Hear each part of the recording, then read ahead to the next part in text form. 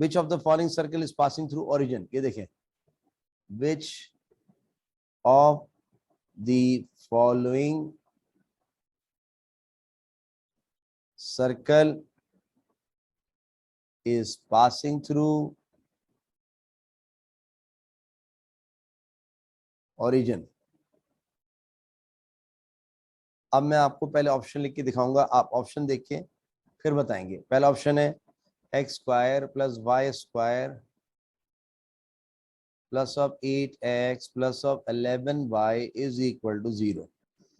B वाला option X square plus Y square minus of 8x plus of 11y plus of 19 is equal to 0।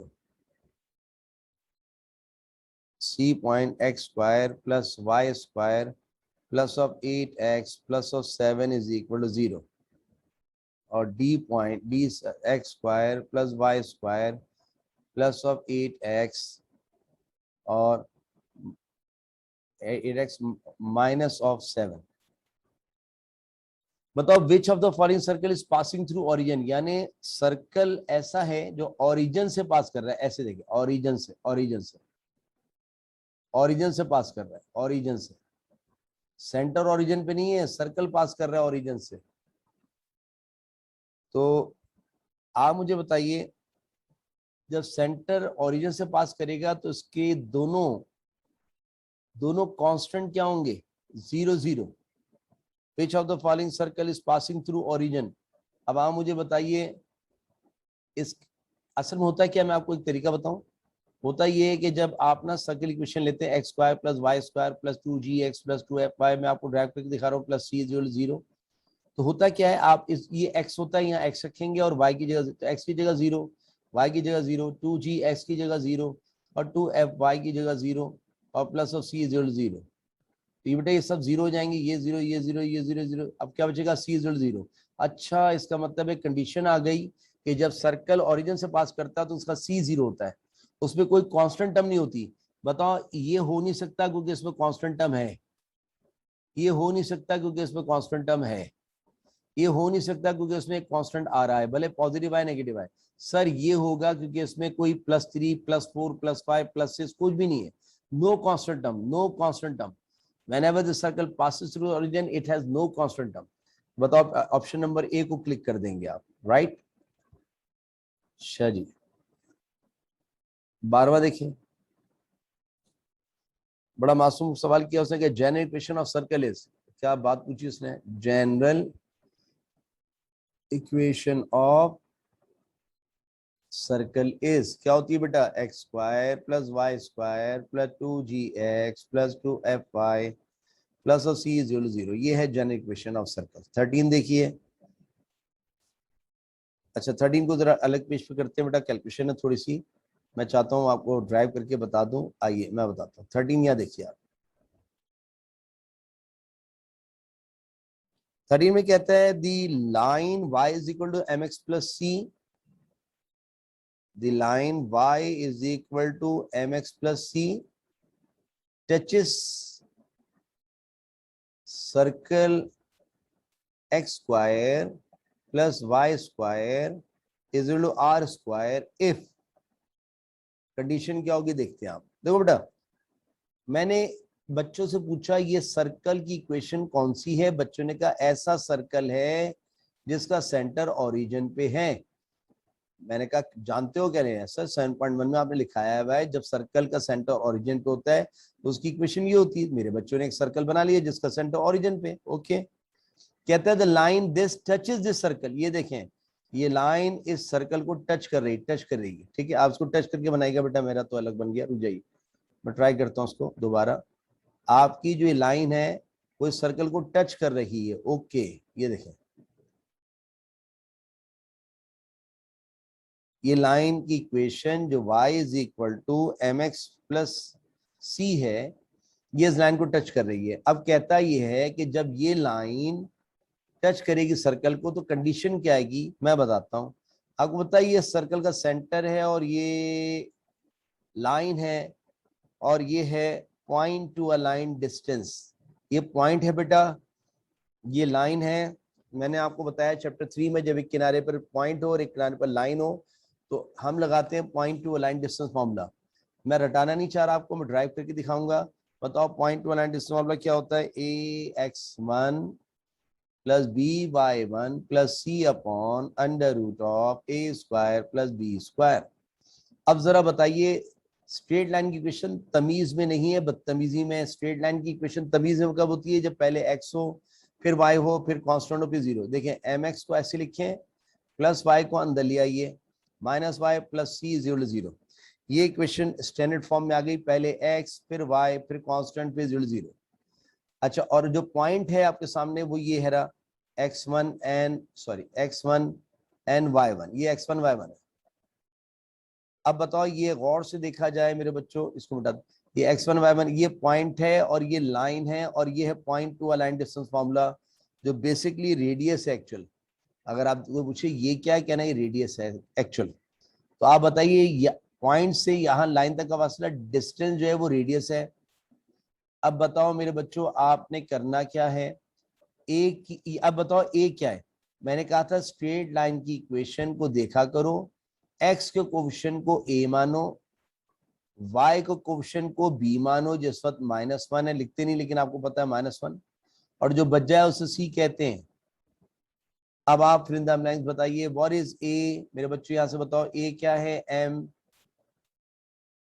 x1 की जगह 0, b क्या है मेरे बच्चों? -1, y1 क्या है? 0, प्लस c क्या है? c ही है, अपॉन अंडर रूट a का स्क्वायर। बताओ a क्या है? m का स्क्वायर, प्लस ऑफ b का स्क्वायर यानी -1 का स्क्वायर, है ना बेटा? अब बताओ, radius will be equal to m 0 0। मैं बेटा उधर लिख गया, रुक जाओ।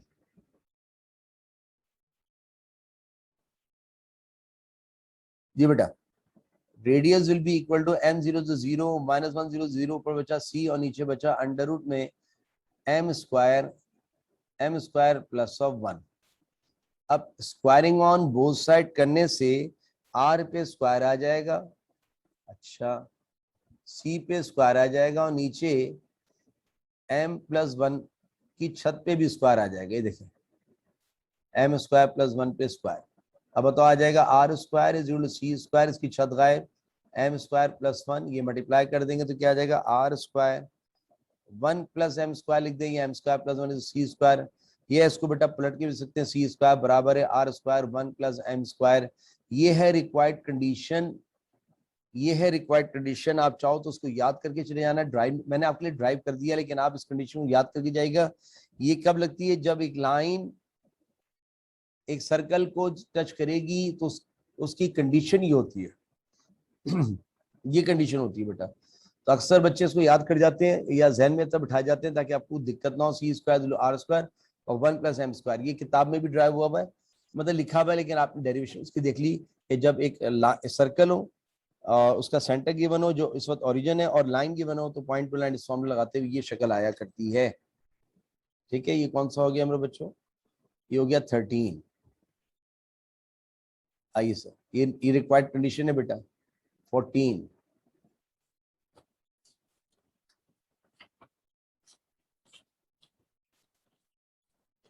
में कहता है द इक्वेशन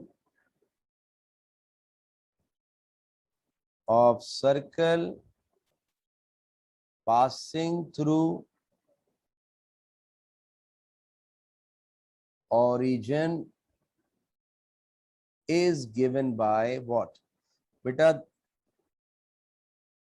अब इसके लिए देखिए ऑप्शन आपको देखने होंगे, मैं पहले एक बता चुका हूं, बात दोबारा बताते हैं। कहता है वो सर्कल जो ओरिजिन से पास करेगा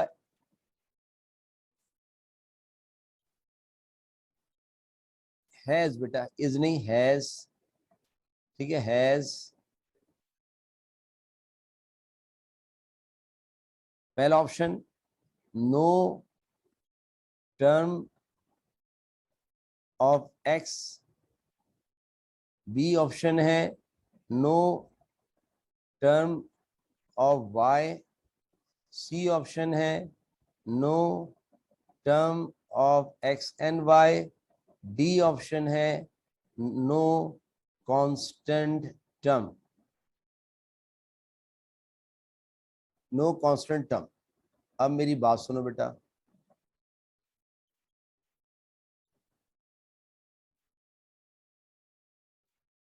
बेटा तो राइटिंग स्लिप हो जाती है तो आप उसको जरा सुन लिया करेंगे मैं क्या कह रहा हूँ। टर्म,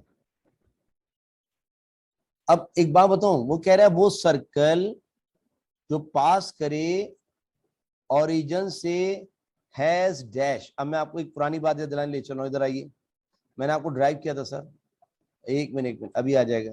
ये देखें, ये देखें, जो सर्कल सेंटर, सॉरी, जो सर्कल ओरिजिन से पास करे उसमें क्या होता है, it has no constant term. ये देखें, it has no constant term, उसमें कांस्टेंट टर्म नहीं होती। देख लें आपकी निगाहों से, दोनों तरफ से प्रूव कराया हुआ देखें आप, क्योंकि एक्स और वाई दोनों 0 0 आते हैं, तो it has no term of constant in it.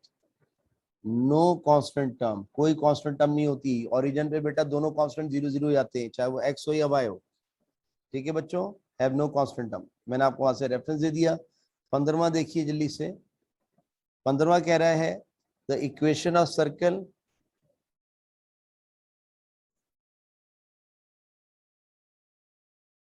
P3, -2 lies, अब यहां क्या लिखना है, लाइज, एक मिनट इसको उल्टा लिख गया, रुक जाइए सीधा कर लेते हैं। आइए सर, मैं इसको उल्टा उतार गया हूं, रुक जाइए। 15वां देख लीजिए जरा, कहता है the equation of circle, the equation of circle is, एक सर्कल इक्वेशन दी जा रही है, x square plus Y square is 49। फिर कहता है देन, तो फिर द पॉइंट पी 3, -2 लाइज। बेटा मैंने आपको एक बात बताई थी, अगर एक पॉइंट रखा जाए सर्कल इक्वेशन में और पॉजिटिव आ जाए तो lies outside the circle, greater than 0 आ जाए तो आउटसाइड, लेस देन 0 आए तो इनसाइड, और 0 आए तो ऑन द सर्कल। अब देखिए मैंने क्या किया, इसको स्टैंडर्ड फॉर्म में लिखा, x square plus Y square, अंदर आओ -49, ये है सर्कल इक्वेशन स्टैंडर्ड फॉर्म में। स्टैंडर्ड फॉर्म होता है सब कुछ उल्टे हाथ पे, सीधे हाथ पे 0। आपको पता है ये पॉइंट एक्स है और ये वाई, आप एक्स की जगह क्या रखवाएंगे 3, आप वाई की जगह क्या रखेंगे -2 और -49। ठीक है, अब बताओ इधर चाहो तो ये सवाल लिख दो ऐसे, इसमें रख रहा हूँ बेटा। अब बताओ 3 का स्क्वायर 9 प्लस, सॉरी, -2 का स्क्वायर 4 -49, ये हो जाएगा 13 -49 इज इक्वल टू माइनस का 36। बताओ ये नेगेटिव आया है तो इनसाइड लाई करेगा, सिंस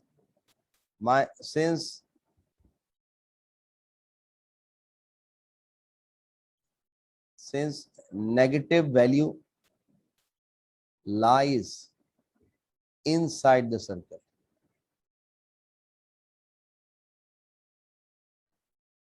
बल्कि उसको ये लिख लें बेटा, इसको अच्छी तरह ऐसा लिख लें, सिंस वैल्यू इज नेगेटिव, माजरत के साथ, since value is negative, since value is negative, therefore given point lies inside the circle। और अगर बेटा पॉजिटिव आ जाती तो आउटसाइड द सर्कल, और 0 आ जाती तो ऑन द सर्कल। अगर ये +36 होता तो ये बाहर हो जाता, नेगेटिव है तो अंदर होगा, 0 होगा तो फिर ऑन द सर्कल। ठीक है बेटा।